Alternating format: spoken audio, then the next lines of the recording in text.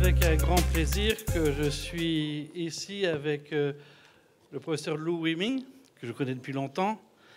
Grand plaisir de se retrouver donc dans cette université. On a souvent rappelé le début de l'université qui était il y a 110 ans et en fait elle a été créée non pas par les jésuites français mais par un Chinois qui s'appelait M.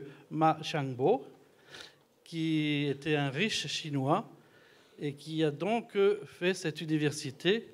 Et il a demandé aux jésuites de venir pour pouvoir faire l'enseignement.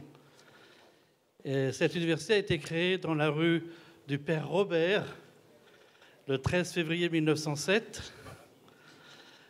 Et c'était une université qui, en 1903, a été créée par Ma Changbo et qui a eu besoin pour les médecins d'un hôpital. Et l'hôpital a été créé donc en 1907, le 13 février, ici. Je suis très heureux d'être ici parmi vous tous. Il reste encore un bâtiment qui était l'ancienne maternité que vous pouvez visiter. Et en 1982, il y a M. Kwang Han-kun qui a recréé la filière française et on a sa statue dans l'hôpital que vous pourrez aussi admirer. Et donc nous sommes très heureux de cette histoire un peu franco-chinoise ou sino-française, un lien qui est de longue date. Et donc je suis heureux avec Lou Wei-Ming, qui était le chef de file de la filière francophone jusqu'à récemment, de pouvoir présider cette séance. Cette séance est basée sur les innovations scientifiques et je vais laisser Lou Wei-Ming présenter le premier orateur. Donc, je suis très heureux de pouvoir présider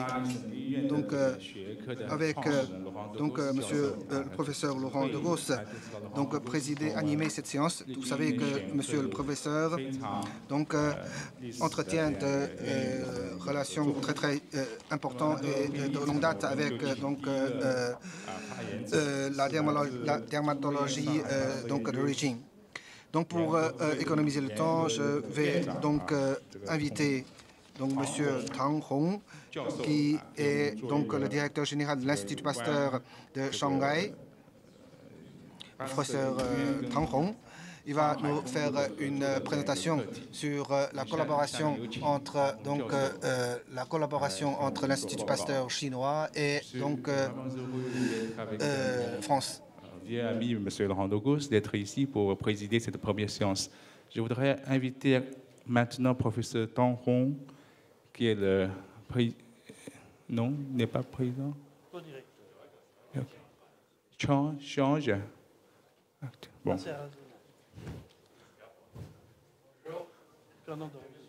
Le professeur Tang Hong, il est dans la salle. Je suis Fernando Arenzana. Je suis le co-directeur scientifique de cet institut Pasteur de Shanghai. On va faire cette présentation à deux. Je vais vous présenter d'abord ce qui est le réseau de notre institution. Le professeur Tang Hong va parler sur ce qui sont les faits. D'accord. Les paroles sont à vous, messieurs. This one, first one. C'est ça. Yeah.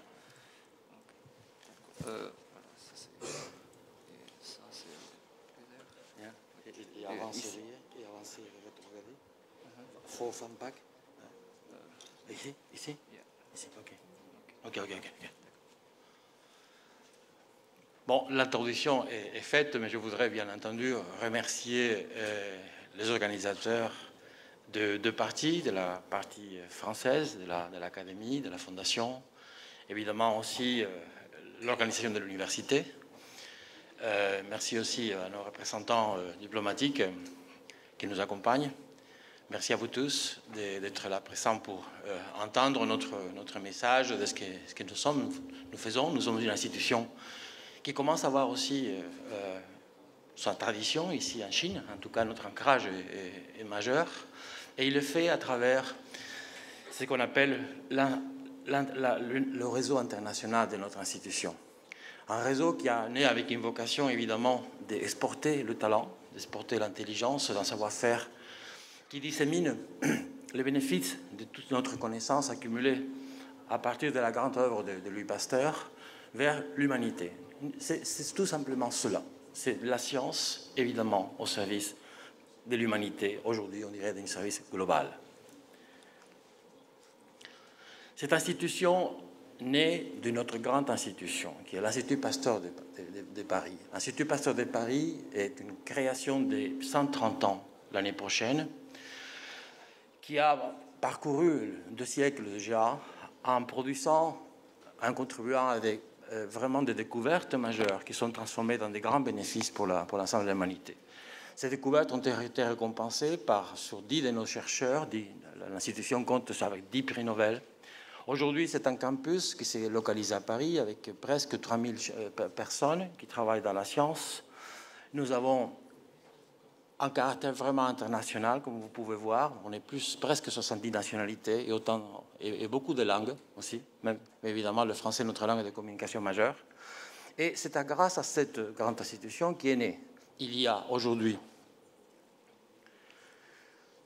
125 ans, le premier de nos instituts qui a été créé à Ho Chi Minh, vous connaissez, c'est anciennement Saigon, créé par Harvard Calmet. Depuis, l'évolution n'a pas cessé de créer, majorer ce nombre de centres autour du monde. Et aujourd'hui, nous sommes 33 instituts sur 26 pays, 5 continents. Le dernier est en train de naître. Il n'est pas encore tout à fait debout, mais il commence déjà à faire ses premières grimaces. C'est l'Institut Pasteur de Guinée. Et avant, il y a déjà 13 ans, il est né, cet Institut Pasteur de Shanghai, comme une volonté des 2 présidents, Chirac et Hu Jintao, d'avoir un lien précis, concret, pour lutter contre les maladies infectieuses. Voilà l'Institut Pasteur, le network. Aujourd'hui, nous avons 5 grandes régions qui couvrent le monde. Ce sont les fonctions majeures que nous menons. Ce sont 4 grandes missions. Évidemment, toutes elles convergent vers la santé publique. Et elles prennent toutes les racines dans la recherche de base, dans la recherche fondamentale. Et la traduction vers la clinique est une action simple, directe, en accord avec la philosophie de Louis Pasteur qui disait « Il n'y a pas de recherche fondamentale ou de recherche en application ou appliquée. Elles sont unies tous les deux comme le fruit à l'arbre que les produit. » Aujourd'hui, nous sommes un des rares partenaires, je veux dire, parmi les grandes institutions de sciences, à être un partenaire et membre de l'Assemblée générale de l'Organisation mondiale de la santé. La vocation du réseau est essentiellement celle des maladies infectieuses, mais évidemment, on évolue aussi avec notre temps, et comme vous savez, on commence à incorporer beaucoup de facteurs qui ne sont pas proprement associés aux pathogènes, mais qui ont une importance capitale dans l'évolution des maladies, et des maladies infectieuses en particulier. Les maladies infectieuses aujourd'hui, qui, comme vous pouvez voir, sont encore un grand fléau pour l'humanité, qui sévissent dans des pays particulièrement démunis et qui peuvent conditionner totalement ce qui est le devenir social, politique d'une région, évidemment d'un pays. La façon comme aujourd'hui nous approchons le problème est tout simplement, pour le dire, dans toute sa complexité. Aujourd'hui, maladie infectieuse n'est pas le rapport, on ne peut pas les considérer comme le rapport entre un pathogène et un hôte, ou un pathogène, un vecteur et un hôte. Nous avons une constellation de facteurs qui ce sont ceux propres aux acteurs génétiques, biologiques, qui sont aussi certainement celles qui tiennent intérêt à les facteurs qui sont sociaux, économiques. Ce n'est pas la même chose d'avoir une action d'un pathogène dans un pays, dans une région que dans une autre. Les conditions changent brusquement, parfois par des événements soudains. On a évidemment tout ce qui est lié à les facteurs d'environnement. Et évidemment, il est très important de considérer tout ce que les impacts aujourd'hui qui ont l'homme quand il fait son développement, les impacts de l'homme sur l'environnement. Ça aussi a une répercussion énorme sur cet œil des cyclones dans lesquels on peut aussi situer les animaux, les humains et la vie sauvage. Et c'est de cette interaction, de cette constellation d'interactions qui, évidemment, émergent des infections aujourd'hui. Celles qui sont localisées de manière endémique, celles qui se diffusent, des épidémies, ou celles qui viennent de toucher globalement l'ensemble de la planète. Et nous avons eu des exemples très récents. Comment nous les traitons? Nous les traitons globalement aussi. On ne peut pas aujourd'hui considérer un seul aspect de l'infection. On n'est pas seulement dans la relation entre les acteurs, le pathogène, le vecteur et le hôte. Nous avons ce qu'on appelle une approche de One Health, c'est-à-dire une intégration de tous les facteurs que je viens de vous décrire. Et évidemment, on les intègre pour comprendre d'abord les bases et les mécanismes de l'infection, ce qu'on est la pathogénèse, mais évidemment aussi tous les aspects qui ont à contrôler les facteurs qui influencent cette évolution. Et évidemment, à partir de là, nous essayons d'appliquer les contrôles, la prévention, la thérapeutique. Oui, c'est ça en fait, c'était notre manière d'agir. On a un travail permanent, mais on est capable de réagir d'accord avec les crises. Et pour nous, les crises, et je fais bien remarque, ceci n'est pas une opportunité. On pense que c'était mot souvent, mes amis chinois me le confirmeront peut-être, mal traduit. Weiqi, ce n'est pas opportunité, c'est vraiment le point dans lequel il faut intervenir. Nous ne cherchons pas opportunité comme bénéfice, comme certainement c'est utilisé souvent ce nom. Ça, c'est vraiment l'esprit, la philosophie de nos interventions. Et nous avons un schéma qui est relativement simple. C'est un schéma qui anticipe la lutte contre les maladies infectieuses. On se prépare, on développe nos outils.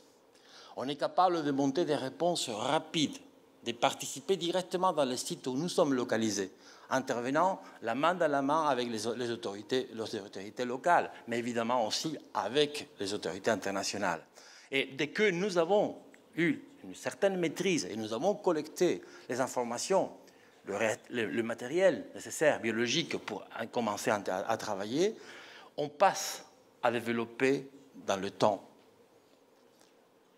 avec le temps qu'il faut, la recherche. Car nous n'agissons pas en recherche d'une manière intempestive. Nos projets de recherche s'étendent dans les années. Et ils viennent se greffer, le problème vient se greffer sur des projets en cours, ou bien de nouveaux projets émergent dans l'idée de sa continuité, de sa persistance. Nous sommes évidemment impliqués dans les grandes épidémies, dans les grandes pandémies, dans tout ce qui est nouveau, émergent. Et ces jours-ci, on a des émergences, des réémergences. Pratiquement tous les années, nous avons plusieurs alertes majeures. Vous savez qu'en ce moment, nous avons une alerte à la peste à Madagascar. Voilà la vieille peste, notre compagnon qui a décimé le monde, qui a décimé particulièrement l'Europe. Souvenez-vous de l'épidémie des 14 et du XIVe siècle. Elle est arrivée à nouveau, elle est à nouveau émerge à Madagascar. Évidemment, nous sommes aussi très intéressés par tout ce qui n'intéresse pas, des fois, d'autres, et surtout dans des pays dans lesquels on ne peut pas faire que s'occuper d'eux, parce que là où nous appelons que ce sont des maladies rares ou oubliées, là, ce sont des maladies fréquentes et dramatiques. Ce sont ce qu'on appelle des neglected diseases.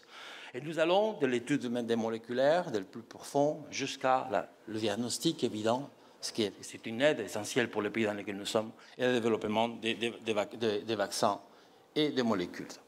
C'est simplement pour vous donner une idée de comment nous sommes, comment nos cartes se superposent. Notre présence en jaune, la présence, l'émergence de ces éclats épidémiques, certains sont devenus pandémiques, notamment, on va commencer par citer, si vous voulez, celui du Zika, le plus récent, mais on en a encore pas très ancien, malheureusement, celui de Ebola. Et vous voyez bien que notre disposition nous permet d'être dans les zones où la plupart des impacts épidémiques et pandémiques émergent. Ça, c'est une des grandes qualités du réseau. Mais ce n'est pas la seule qualité, évidemment. Voilà une liste qui n'est pas exhaustive des interventions les plus récentes. Et là, vous voyez, par exemple, celle dernière, par exemple, celle d'Ebola. Elles sont nombreuses, elles sont permanentes. La liste est pratiquement, cette diapositive est très difficile d'actualiser en fait. Oui, nous avons ce travail donc, accompli dans ces mondes dans lesquels aujourd'hui rien n'est sans connexion. Ce n'est pas seulement les Wi-Fi ou les connexions sans satellitaires, c'est que réellement nous sommes connectés par la vie qui est transportée, la vie qui se déplace, les échanges. Plus que jamais, aujourd'hui, ce monde est un monde dans lequel les canaux sont tous ouverts, perméables. Et évidemment, ce sont des opportunités pour les pathogènes. C'est là que travaille cette communauté. Et quand je dis une communauté, c'est véritablement cela. C'est-à-dire que quand on est dans ce réseau, on parvient à partager une philosophie, on parvient à partager une manière de faire, on parvient aussi à avoir un goût d'aide à l'ensemble des pays dans lesquels nous sommes et bien entendu par extension à l'humanité. Merci.